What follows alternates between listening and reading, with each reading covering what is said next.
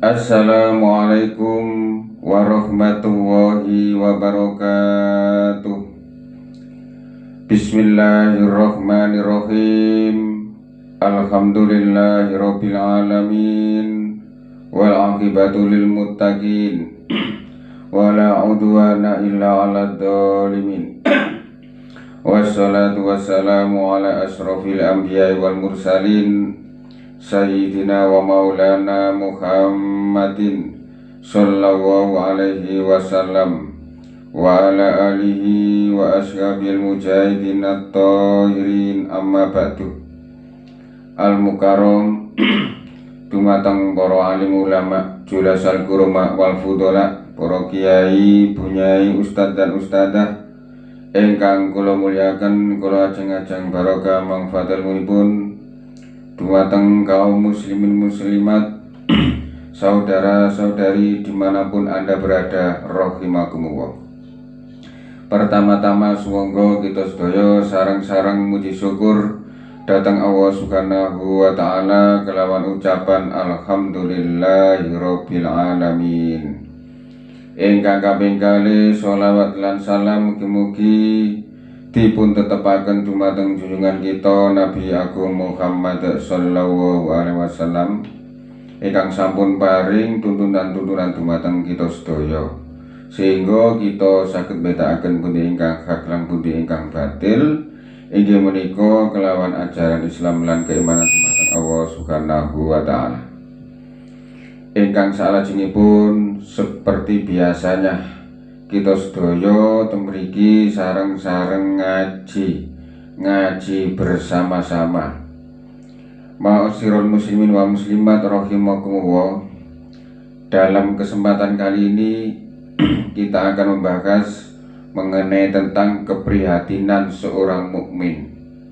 Wong mukmin iku prihatin perkara 6. Nek wong perkara 6 iku dipikir-pikir, dieling-eling, ditakuti, prihatin, insya Allah kehidupan ini akan menjadi selamat.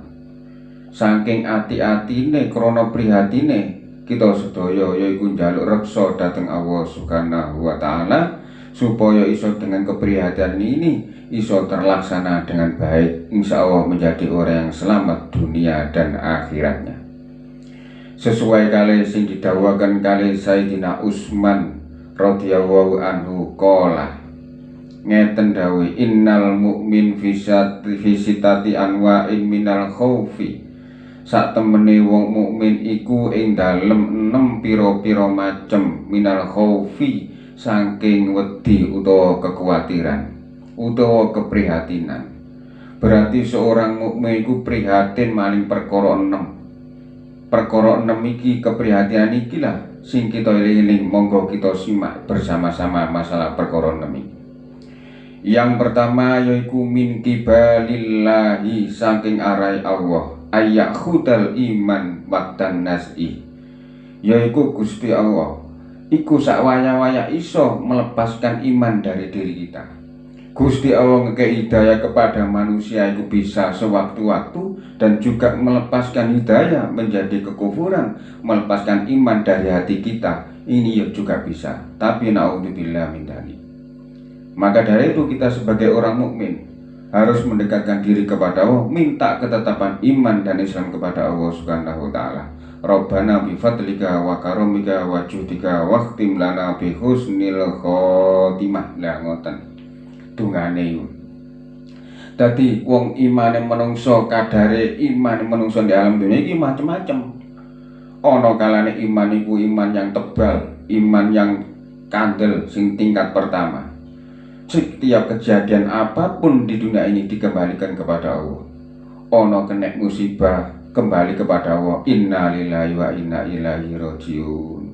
Dikei panas, alhamdulillah. Dikei udan, alhamdulillah, peparingi Allah. Loh, iki menunjukkan iman kuat, segalanya dikembalikan kepada Allah. Lah nek menungso iku ke dalam keadaan iku ning kepepet dan lain sebagainya, dadi wong sugih, semua itu adalah pertolongan Allah. Lah nek wong sing koyo ngene inilah yang disebut dengan iman sing kuat, iman sing kadel. Yang kedua, ana kalane wong iman tipis. Nek iman tipis iki mengkhawatirkan. segala kejadian di alam dunia gampang nyacat-nyacat yang pangeran, gampang nyacat pangeran. Mosok kena udan wis nggak genah pangeran iki, yo apa ndak adil.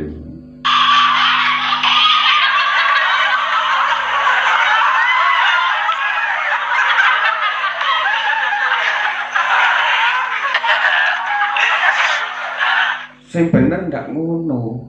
Kabeh wong urip di alam iki kabeh iku disukur, ndak oleh nyacat-nyacat pangeran. Dikek udan ya terserah diterima, dikek panas diterima, nerima ing pandum. Lho iku lho jenenge keimanan. Lah nek nyacat malih berarti iku imane tipis, mudhun imane gara-gara iku kakek nyacat yang pangeran, ndak nerima ing pandume pangeran. Terus yang ketiga, ana kalane sing iman ilang, imane hancur. Walah, awak wis salat padang tahajud pancet melarat ya. Oh, saya ndak usah pangeran-pangeran lah, apa men pangeran-pangeran bareng.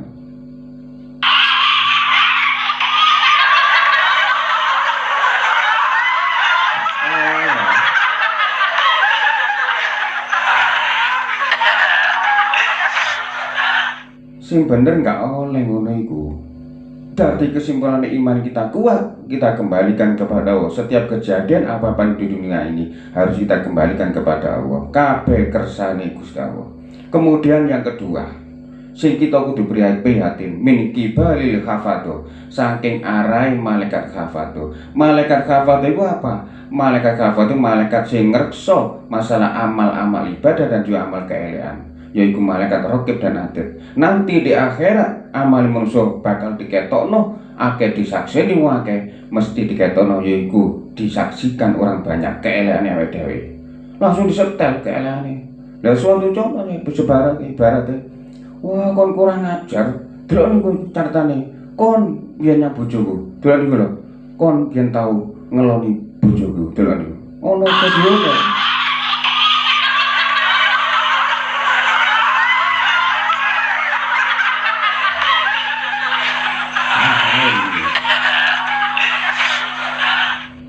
Nah, besok mesti akan terjadi keapiannya diketono di akhirat, masih keelakannya juga diketono di akhirat.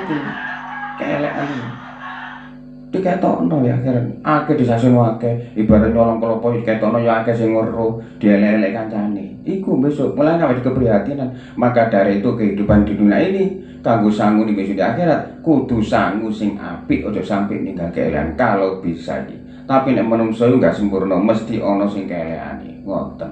Ini yang kedua.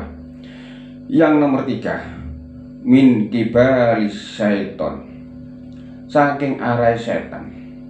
Setan iku ayyubtila amalahu as-sholeh. Setan setiap saat bercita-cita yang sangat tinggi ingin merusak amal-amal yang menungso. Di dalam dunia ini kita sebagai orang Islam mesti ngelakoni keapian di dunia, apalagi bulan poso Ramadan, amal dilipat gandakan, sholat tarawih dilipat gandakan 700, darusan dilipat gandakan 700, amal kolek dilipat gandakan 700 kali.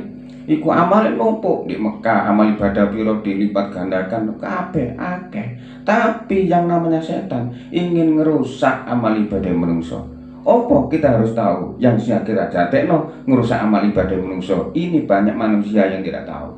Ngaku nih iman, ngaku nih Islam, tapi tidak ngerti perbuatan-perbuatan yang bisa merusak amal ibadah manusia. Inilah kita tahu rahasianya. Yang pertama adalah perbuatan musyrik. Kalau musyrik, habislah kita.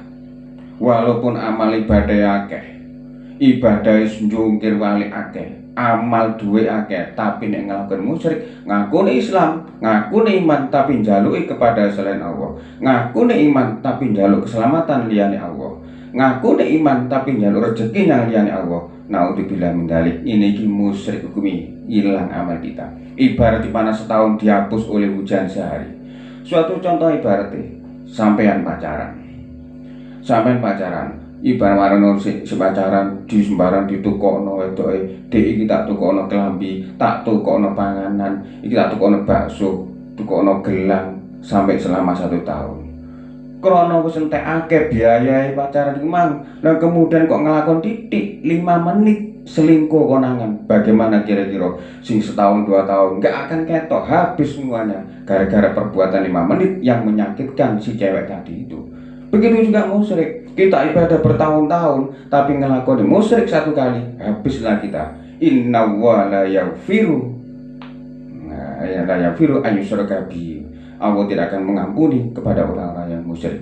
Lah caranya bagaimana? Syahadat dulu, baru kita akan mengajar-ngajari iman, yaitu musyrik. Kemudian kekufuran, berbuat kufur, menghina kepada Allah, menghina ajaran Islam, itu juga kekufuran, itu juga menghabiskan. Perbuatan hasud contohnya, dengki, iri, dengki, ono kancane tuku ngene iri, ono kancane tuku gelang iri, ono kancane tuku sepeda motor iri, dengki. Lah ono kan sing bener ndak? Sing bener ya bagaimana? Nek ono kancane oleh tuku nikmat kudu seneng. Contohnya ibaratnya ono kancane tuku gelang, alhamdulillah tonggoku tuku gelang rek, enak kena tak sele.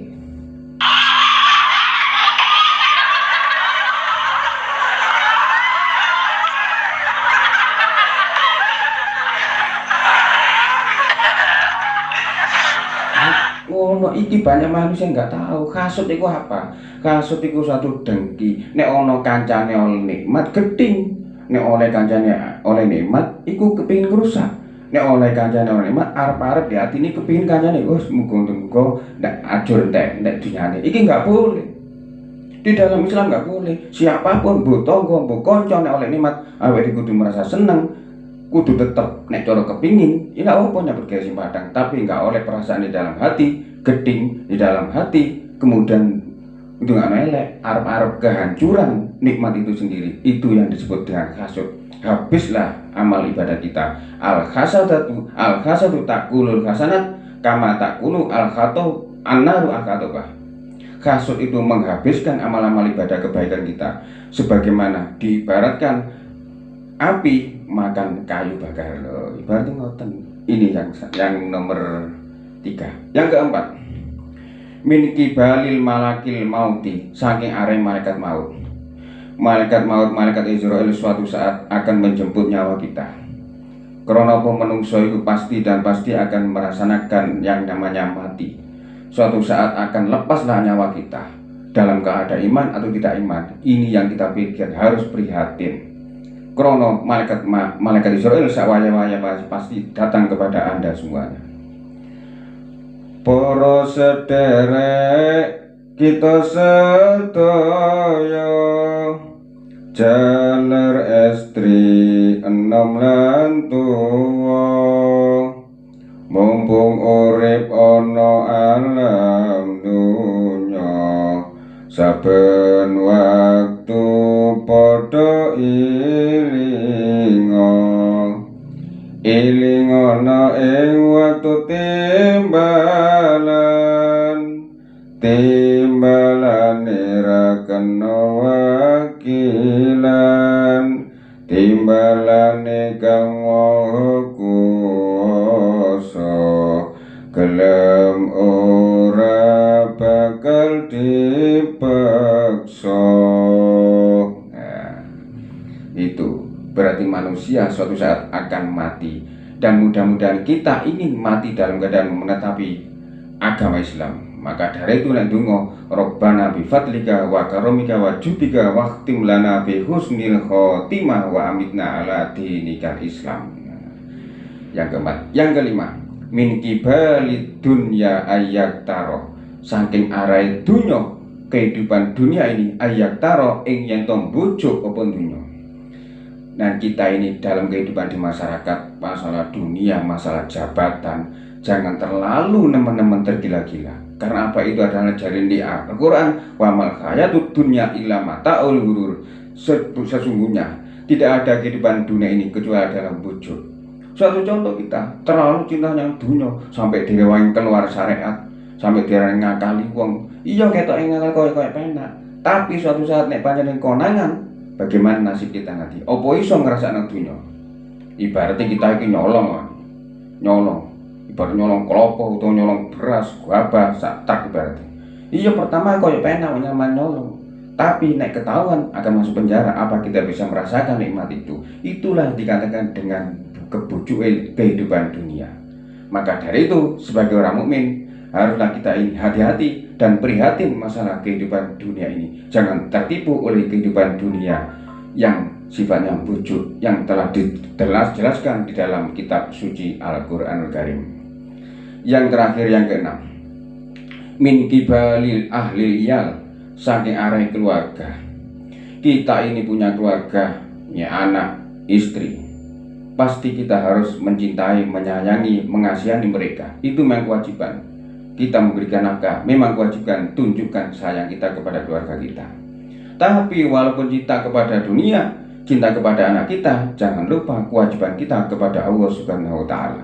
Ini tidak kuat-kuat imane, biyen sik nome iku padang ibadah, sik nome mondok pesantren, padang sholat, padang ibadah, keluar mondok, padang rabi, duit tanggungan, tidak kuat imane, tergoncang-ganjing masalah ekonomi, iso-iso tidak kuat ninggal kewajiban. Naudzubillah, jangan sampai terjadi. Ini harus prihatin kita. Perkara demikilah kita harus apalkan. Iki di dalam kitab Nasoihul Ibad ada kalau Anda ingin mencarinya. Terima kasih. Mudah-mudahan apa yang saya sampaikan ini bermanfaat, khususnya kepada kami dan mudah-mudahan kepada saudara-saudara pada umumnya. Tetaplah bersama kami. Jangan kemana-mana. Suatu saat kita akan berjumpa kembali dalam acara yang sama. Terima kasih atas segala perhatian. Mohon maaf atas segala kekurangan. Wassalamualaikum warahmatullahi wabarakatuh.